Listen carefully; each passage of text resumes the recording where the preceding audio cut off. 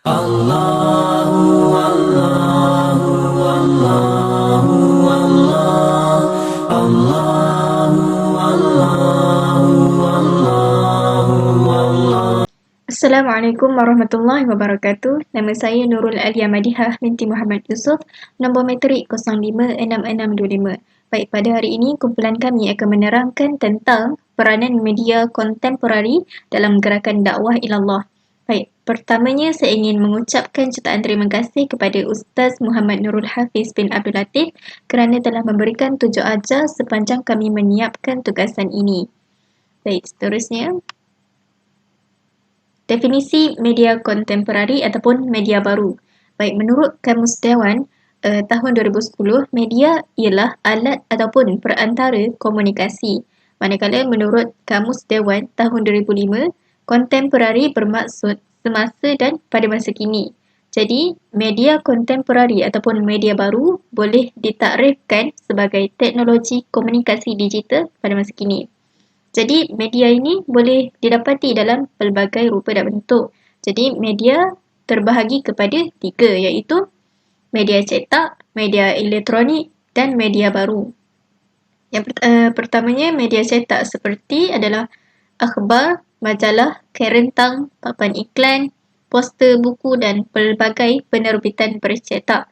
Manakala media elektronik seperti radio, televisyen, video, CD, permainan video ataupun wayang dan telefon. Manakala media baru adalah seperti internet, smartphone dan sebagainya. Baik, seterusnya ialah realiti media masa pada masa kini. Baik, media merupakan sebuah teknologi yang sangat penting dalam membantu penyebaran dakwah Islam. Media mampu mempengaruhi manusia sama ada ke arah kebaikan maupun keburukan. Tetapi realiti bagi media pada masa kini lebih mengarah kepada kesan yang tidak baik seperti yang pertama, kesan kebudayaan, kesan nilai dan cara hidup. Setiap kesan ini memberi pengaruh yang berbeza bergantung kepada tahap pendidikan dan juga pengetahuan agama seseorang individu. Baik, yang kedua adalah pembaziran masa. Ini kerana manusia pada masa kini lebih mendedahkan diri mereka kepada perkara-perkara maksiat, khurafat ataupun tahyul yang tidak logik yang disiarkan di kaca TV. Baik, yang ketiga adalah hiburan yang berlebihan.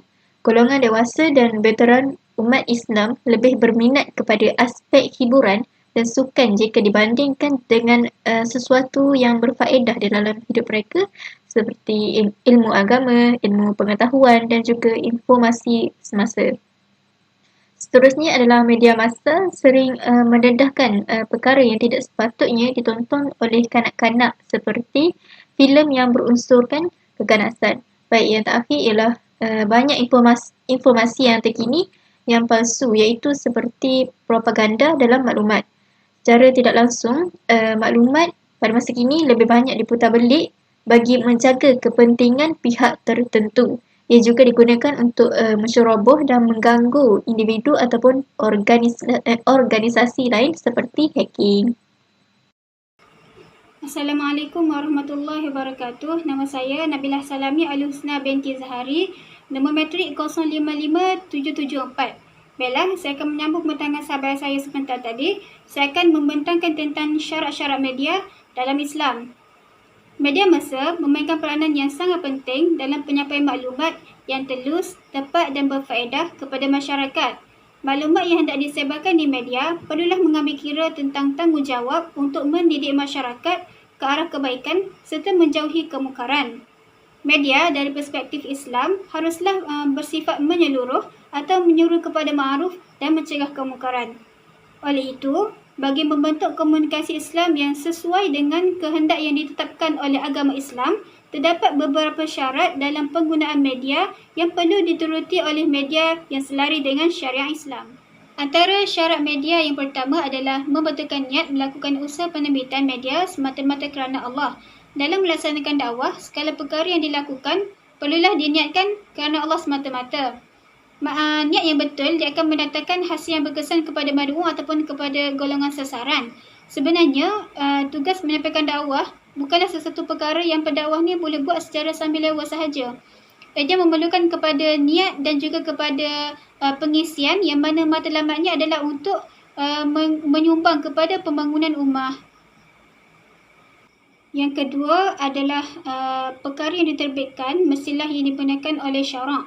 Isi maklumat yang diterbitkan perlulah tepat dan menepati ajaran Islam agar bukan sahaja isi dakwah yang cuba disampaikan boleh difahami oleh mad'u, malah dapat mengelakkan berlakunya kekeliruan dalam masyarakat.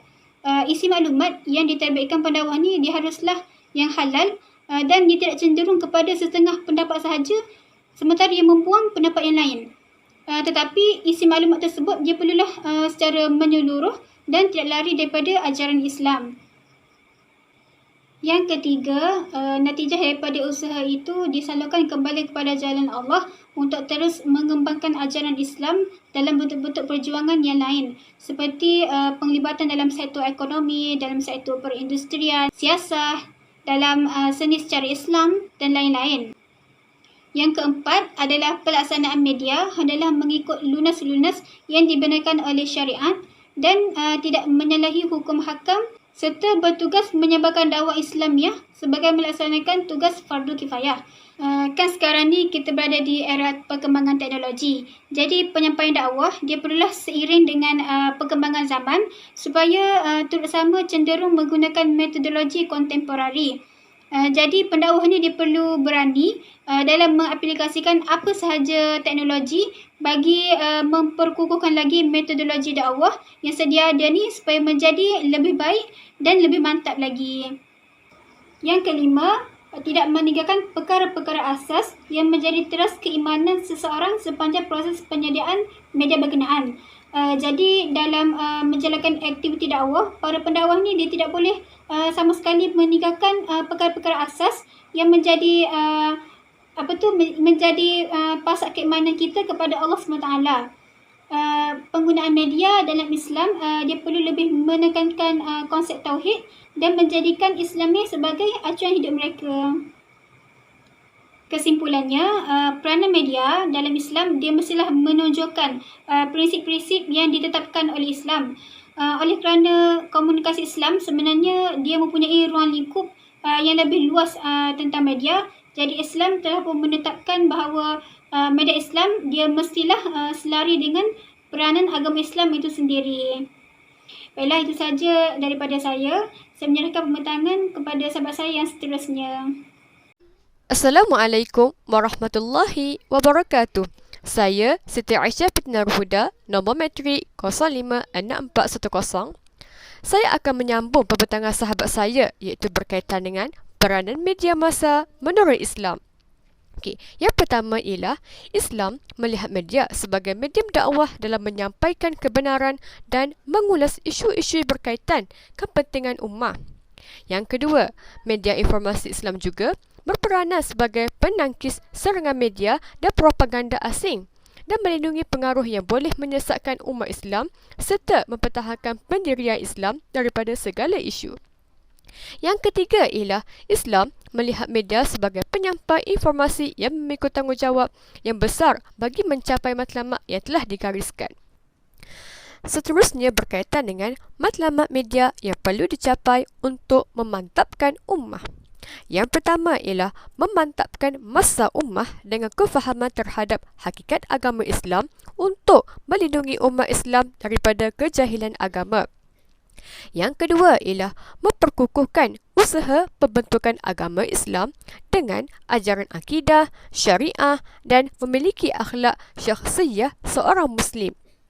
Yang ketiga ialah melaksanakan fungsi dan peranan mereka sebagai pembimbing, pendakwah dan pendidik yang bertanggungjawab untuk mewujudkan masyarakat yang berakhlak.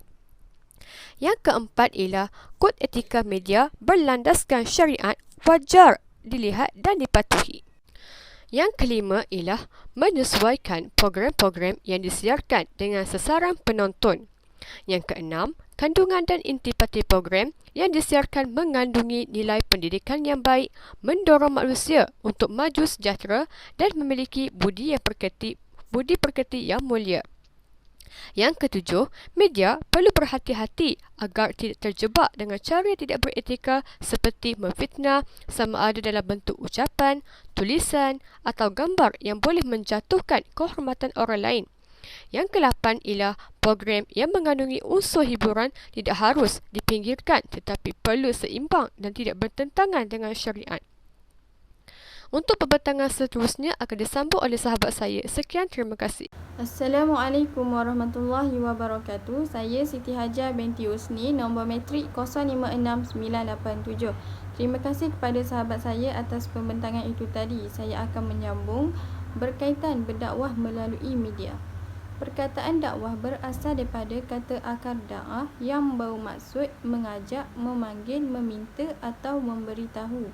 Kalimah ini secara umumnya difahami bahawa memanggil dan mengajak manusia atau hendak memberitahu sesuatu perkara yang baik untuk didengari, difahami dan akhirnya diikuti.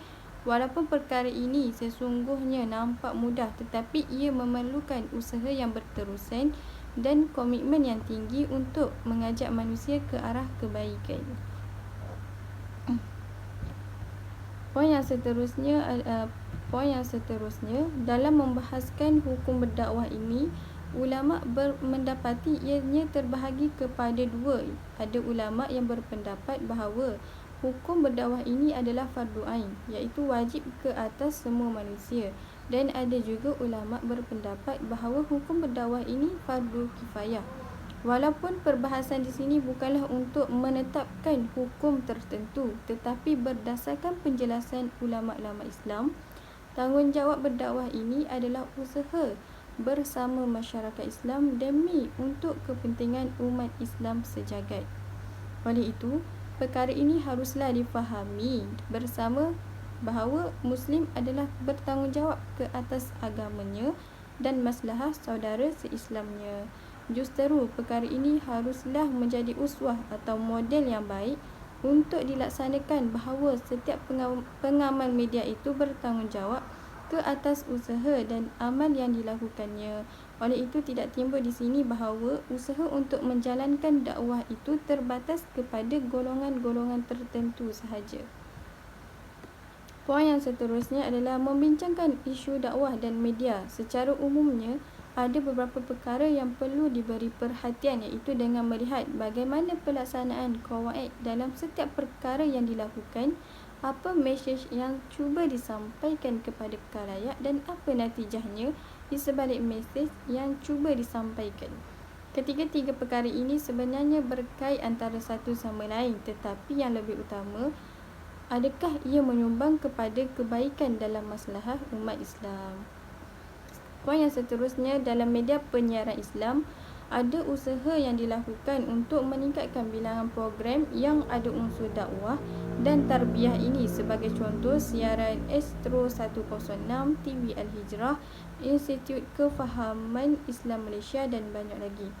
Poin yang seterusnya, pengintegrasian ataupun penggabungan bidang-bidang yang berkaitan pengajian Islam dengan ilmu-ilmu keduniaan perlu untuk mengislamisasikan ilmu-ilmu daripada barat. Akhirnya, kejatuhan tamadun Islam ke tangan barat telah menyaksikan perpindahan berbagai-bagai ilmu dunia Islam ke dunia barat. Namun, perpindahan tersebut adalah tidak mengikut acuan Islam sebagaimana yang telah dipelopori oleh generasi Muslim, iaitu generasi yang terdahulu. Maka cabaran ini adalah merupakan tanggungjawab utama terletak di atas bahu para ulama dan cendekiawan Muslim sekarang dalam memberi nafas baru dan perspektif baru kepada dunia pendidikan umat Islam pada masa kini yang dikelilingi oleh pemikiran dan acuan barat. Kesimpulan bagi tajuk ini, dapatlah dirumuskan bahawa media massa merupakan medium terbaik untuk memantapkan dakwah Islamiah dan memacu gerak kerja dakwah secara global. Peperangan maklumat dan propaganda media seharusnya dapat ditangkis dengan modus operandi dan strategi pengaplikasian dakwah yang dirangka secara sistematik oleh umat Islam yang harus menjadikannya sebagai suatu fardu kifayah. Jadi itulah seberapa sedikit pembentangan yang dibentang oleh ahli kumpulan kami. Wallahu a'lam. Bismillahirrahmanirrahim. Saya Siti Nur Zulaikha binti Narisan, nombor matrik 056614. Saya akan meneruskan perbentangan yang seterusnya berkaitan dengan tokoh Islam. Kumpulan kami telah memilih Tuan Guru Datuk Haji Ni Abdul Aziz bin Nikmat sebagai tokoh Islam. Nama beliau ialah Ni Abdul Aziz Nikmat. Dilahirkan pada 10 Januari 1931 di Kampung Pulau Melaka, Kota Baru, Kelantan. Dan beliau telah berkahwin dengan Tuan Sabariah binti Tuan Ishak pada tahun 1962 dan dikurniakan 10 orang cahaya mata, 5 lelaki dan 5 perempuan. Dan Tuan Guru juga telah meninggal dunia pada 12 Februari 2016 ketika usia Tuan Guru 84 tahun. Seterusnya, saya akan menceritakan pula berkaitan dengan pendidikan Tuan Guru Ni Aziz, di mana Tuan Guru telah mendapat pendidikan awal bersama bapanya Haji Nikmat bin Raja Banjar. Bapa beliau terkenal di Kelantan dalam mengendalikan institusi pengajian pondok di Kampung Kedai Lalat.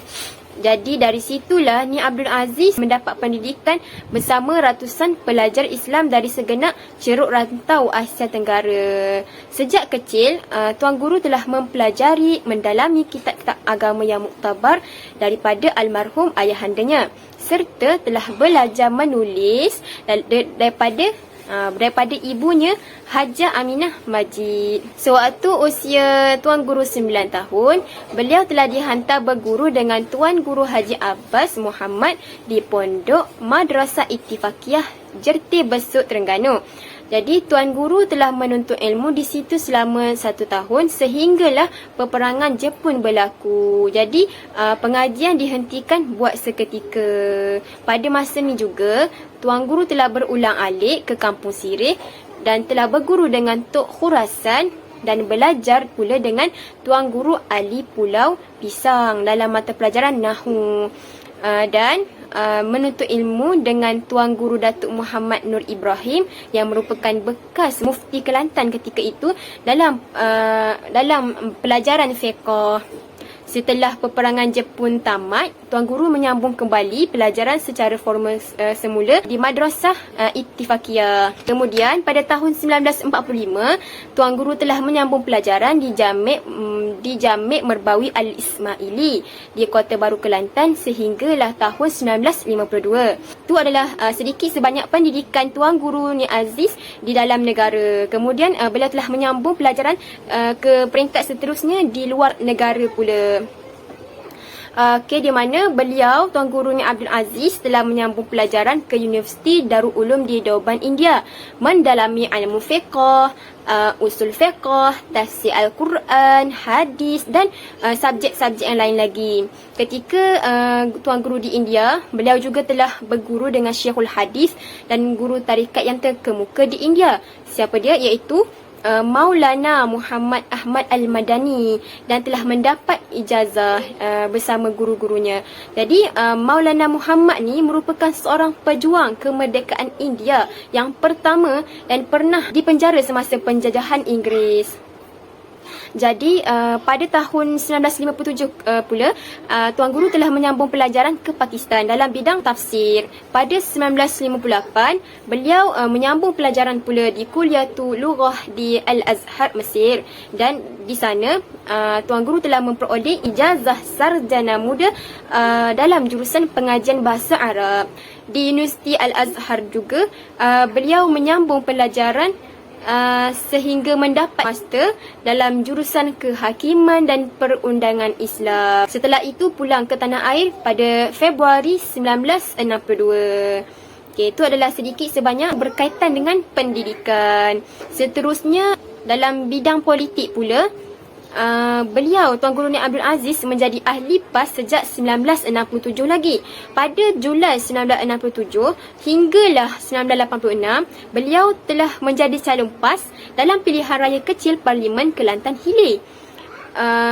Lepas tu pada tahun 1986 Tuan Guru berpindah untuk bertanding di kerusi kawasan Parlimen Bacok dan ahli DUN Semu Api sehinggalah 2015.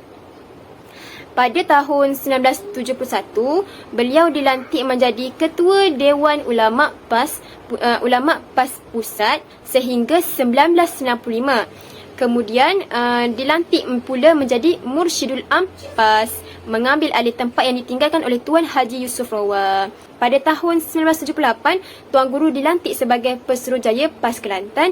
Kemudian dilantik pula menjadi Menteri Besar Kelantan pada Oktober 1990. Jadi dari sinilah bermulanya satu era kepimpinan ulama. Peranan beliau, tanggungjawab beliau bukanlah satu tanggung tugas yang kecil. Seterusnya saya akan menyambung pula sumbangan Tuan Guru Ni Abdul Aziz terhadap pembaharuan yang dibuat mengikut prinsip-prinsip Islam. Okey, yang pertama dalam pentadbiran dan pengurusan, Tuan Guru memperkenalkan 3 prinsip pengurusan, iaitu ubudiyah, mas'uliyah dan itqan. Okey, kita pergi kepada satu-satu, iaitu yang pertama ubudiyah, di mana di sini Tuan Guru menerapkan bahawa setiap pemimpin haruslah bertanggungjawab menjalankan tugas sebagai satu tanggungjawab dalam mengabdikan diri kepada Allah, bukan semata-mata untuk mendapatkan upah ataupun jawatan yang diletakkan, tetapi untuk melahirkan konsep kerja itu sebagai ibadah. Okey, itulah pertama yang Tuan Guru terapkan dalam kepimpinan, dalam pentadbiran dan pengurusan. Kemudian yang kedua, mas'uliyah. Okay, di mana setiap pemimpin haruslah bertanggungjawab dan amanah, di mana tidak berlakulah nak menyeleweng ataupun berlaku khianat dalam pengurusan. Yang ketiga ialah itqan, di mana pemimpin haruslah mengambil serius, bersungguh-sungguh dalam menjalankan tugas dan amanah yang telah ditetapkan ke atas dirinya. Jadi 3 prinsip tadi adalah prinsip yang diterapkan oleh Tuan Guru dalam pentadbiran dan pengurusan. Beliau juga telah mengaplikasikan nasyarak dalam sistem pentadbiran. Kemudian melakukan ijtihad sebagai jalan penyelesaian jika berlaku permasalahan ataupun isu-isu dalam pentadbiran dan pengurusan. Yang terakhir iaitu maqasid syariah, di mana Tuan Guru menggunakan maqasid syariah dalam pentadbiran. Okay, dalam konsep kepimpinan pula, Tuan Guru memperkenalkan konsep kepimpinan ulama yang mana meliputi aspek-aspek yang saya akan nyatakan, iaitu falsafah dan dasar, sumber dan rujukan, peranan dan tanggungjawab, dan sifat dan kriteria. Seterusnya sumbangan Tuan Guru Ni Abdul Aziz dalam kebajikan dan kesejahteraan rakyat, di mana Tuan Guru telah melaksanakan aktiviti-aktiviti secara menyeluruh, meliputi golongan miskin, golongan wanita, non-muslim dan golongan-golongan yang lainnya, di mana Tuan Guru telah menyelaraskan semua aktiviti-aktiviti supaya dapat melahirkan kesejahteraan rakyat. Seterusnya Tuan Guru juga telah memperuntukkan hari bekerja, dipinda seminggu sebanyak 5 hari sahaja bekerja bagi agensi kerajaan negeri, iaitu Negeri Kelantan. Seterusnya sumbangan Tuan Guru dalam bidang kuasa eksekutif dan urus tadbir. Beliau telah membetulkan kepincangan dalam hal ehwal kepimpinan dan pentadbiran. Contohnya, menghapuskan rasuah. Sebelum Tuan Guru Ni Abdul Aziz dilantik menjadi pemimpin, telah berlaku banyak kepincangan dalam negeri yang mana berlaku unsur menyeleweng dalam tugas-tugas pentadbiran. Jadi, Tuan Guru telah melaksanakan satu dasar untuk menghapuskan amalan beri dan terima rasuah. Yang kedua, beliau juga telah membuat pengasingan akaun kerajaan dari sumber halal dan haram. Seterusnya, memindahkan akaun kerajaan negeri dari bank konvensional, iaitu bank konvensional ni dia wujud unsur riba. Jadi dia memindahkan akaun kerajaan ni kepada bank Islam. Sumbangan Tuan Guru dalam gerakan Islam, iaitu berkaitan dengan kegiatan dakwah Tuan Guru, iaitu pertama, Tuan Guru ni dia ada banyak karya-karyanya. Antaranya beliau menulis karya dalam bidang tafsir, iaitu salah satunya tafsir surah Hud. Kemudian dalam gerakan Islam juga, Tuan Guru mengemukakan pandangan tentang aspek dakwah Islamiah, iaitu yang pertama, Islam adalah agama risalah untuk seluruh umat manusia.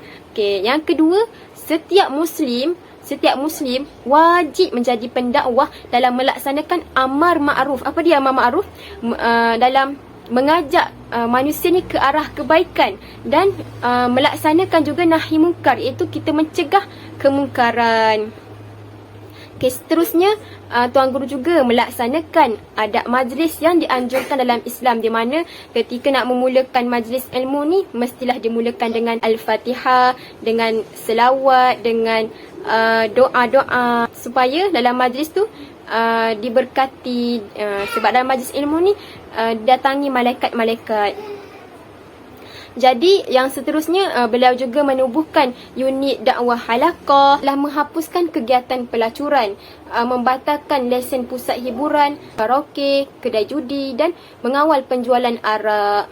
Sumbangan Tuan Guru dalam pendidikan pula, di mana beliau ni telah mengajar dari satu masjid ke masjid yang lain. Maksudnya dekat sini bila Tuan Guru dah diangkat menjadi pemimpin dalam PAS, jadi menteri Kelantan, Tuan Guru ni sangat sibuk dalam mengajar dari satu masjid ke masjid yang lain. Di mana contoh setiap hari Jumaat Tuan Guru ni akan menyampaikan khutbah, memberi tausiah dan ataupun memberi ceramah. Kemudian dalam bidang pendidikan ini Tuan Guru menyampaikan seruan dakwah dan juga pentadbiran Islam kepada masyarakat awam. Okey, yang keempat, Tuan Guru juga menubuhkan aliran tahfiz dan sains di Kelantan. Yang terakhir, membantu aktiviti di bawah pentadbiran Yayasan Islam Kelantan. Ini adalah sumbangan Tuan Guru dalam bidang pendidikan. Okey, akhir sekali, saya akan berkongsi tentang apakah metod dakwah Tuan Guru ni Abdul Aziz. Okey, setiap pendakwah ni dia ada metod-metod yang digunakan dalam menyebarkan seruan dakwah. Metod mana yang sesuai. Jadi metod dakwah yang dilaksanakan oleh Tuan Guru ni Abdul Aziz ini adalah disebut dalam Al-Quran surah An-Nahl ayat yang ke-125.